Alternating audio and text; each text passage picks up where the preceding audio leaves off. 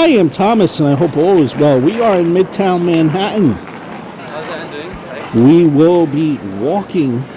We're taking a walk here. And now we're on 6th Ave. We're taking a walk to 7th Ave. 723 7th Avenue, Manhattan, New York. Not too far away from Times Square. And that is a place known as Quad Studios. And Quad Studios is kind of a significant place. It involves Tupac Shakur. There you see his picture. Tupac Shakur passed away in 96. This event at Quad Studios happened 30 years ago in 1994. Looking back at the event, one could argue that this is what ignited the infamous East Coast, West Coast hip-hop rivalry. So Quad Studios, which we'll be visiting, is where Tupac Shakur was shot. He did survive the shooting.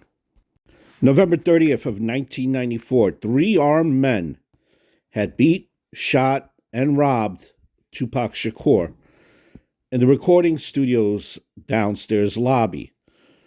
Although the rapper Tupac, he survived the attack, he was left with bullet wounds in his thigh, his scrotum, and his hand. One of the bullets also grazed his head.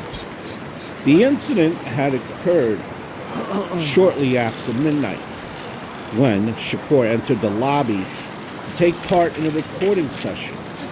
Earlier that day, a record executive by the name of James Jimmy Henchman Rosemond had offered him $7,000 to feature on one of his client songs. Now, at the time, Shakur allegedly, and this is all alleged, but let's leave it in that scope of language. He was facing a sexual assault case. Consequently, he decided to take Henchman up on his offer. When the rapper and 2 of his friends entered the Quad Studios lobby, they were set up by 3 armed men wearing camel fatigues. The gunmen pointed revolvers at the group and ordered them to get down on the floor. Now, Shakur, however, he refused.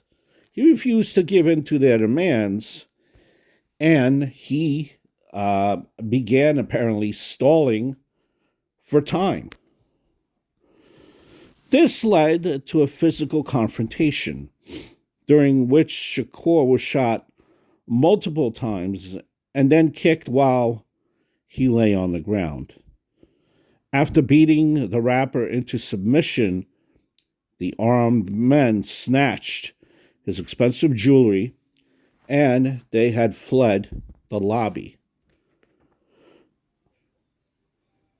Now, following the shooting down the road here, Shakur immediately began to suspect that he had been set up. While the attack unfolded, allegedly rap star Biggie Smalls, Bad Boy Records owner Puff Daddy, Junior MAFIA, and other East Coast hip-hop artists were upstairs in the recording studio, and Junior Mafia, that is, and the one said MAFIA. Shakur said that the men refused to look him in the eye when he was carried up the studio and placed on a couch. Now, the rapper, he had famously stuck up his middle finger while paramedics were wheeling him out of the building. Although many people had presumed that the middle finger was pointed at the photographers because paparazzi was already out,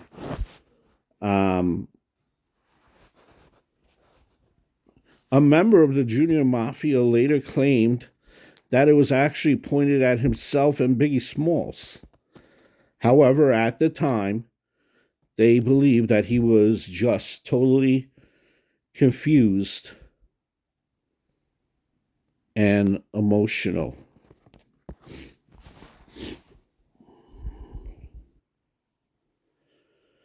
The 1994 Quad Studios shooting, this was the spark, I think, that ignited the East Coast, West Coast hip hop rivalry.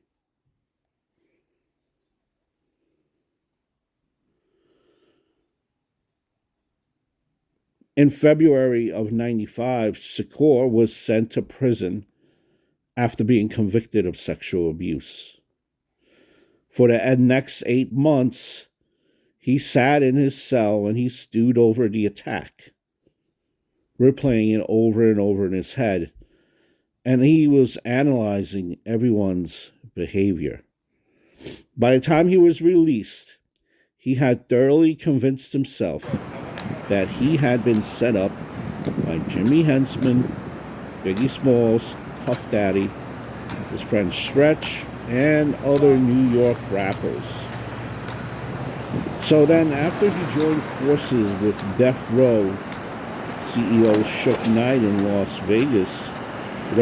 Angeles, he had proceeded to launch what was a very furious verbal attack against his friends on the East Coast. So what had happened is they were releasing he had released a diss track. It's called Hit 'Em Up, which was, I think, aimed at Biggie, Puff Daddy, and Mobb Deep. Now, the feud,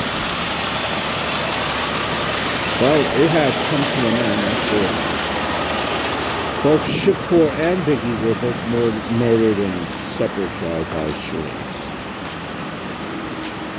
You see, in September of 96, Shakur was gunned down in Las Vegas following a Mike Tyson fight.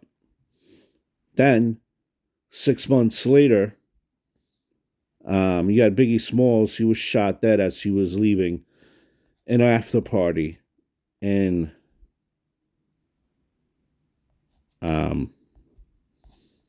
Los Angeles.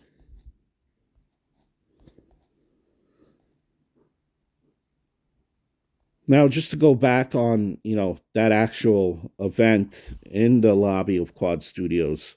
So, one of the first police officers to respond, when he entered the lobby, he seen a blood-stained blue bandana. He also noticed blood on the floor, the wall, and the elevator. So he went upstairs and he found Tupac Shakur lying on a couch in the studio. Now, the rapper was bleeding from his thigh and his groin region. The bullet had also grazed the top of his head. So shortly afterwards, the paramedics, they arrived and they strapped him to a gurney. Now, with that, the elevator was so small that they had to prop him up upright while they were descending back down in the lobby. So, trying to just paint the picture and envision it when you're in some of these buildings in New York City. They're so narrow and small, and in this case, this building where the studio is, it's very narrow. So imagine, 2 or 3 or a whole group of paramedics trying to get him out, from this studio out into the street was quite challenging. And New York City, the studio was near Times Square. It probably spread like wildfire. And this is 30 years ago, 94, where they didn't have any social media. Now imagine with all the social media that is out there, this would have been within a matter of seconds. There you see going into the ambulance. So when Shakur asked if he was going to die or not, apparently based on records, one of the paramedics replied, "I think you're going to be okay." At that point, he was placed in the back of an ambulance, and he was transferred to Bellevue Hospital. Now, this is where he underwent surgery for a damaged blood vessel. So the surgery went successfully, but he was worried that his attacker might visit the hospital to finish the job. So consequently, what happened is he checked himself out of the hospital the following day against the doctor's wishes. And there you see, this is how the building would look like today. 723 7th Avenue is in the heart of Times Square. Way up there, one of those floors. Just that. Well, you see how narrow it is. It's just those 1, 2, 3, 4, 5, 6, 7, 8 floors, it seems like, that building. And, city that doesn't sleep. Midtown, heart of everything and everywhere. So this happened, remember, in 1994. Tupac Shakur died in 1996. He was gunned down during after a Mike Tyson fight that he's seen. That was in September 1996. And 6 months later, Biggie Smalls actually was shot as he was leaving an after party in Los Angeles. So, and I'm not the biggest rap music historian buff, but these events right here, when he was at the studio, when he was shot at the Quad Studios, this kind of was the spark that led towards, the East Coast, West Coast rap kind of beef or war, whatever you want to call it. Back and forth, the rappers on the East Coast against the rappers on the West Coast. Both these rappers were icons, legends. Probably they were legends before their death. Maybe even one would argue big earth stars after their death. And it's just,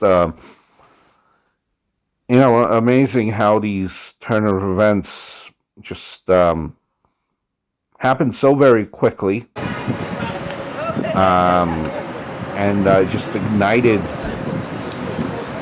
a beef for war and young talent, and two of them, I don't know if it's related or not.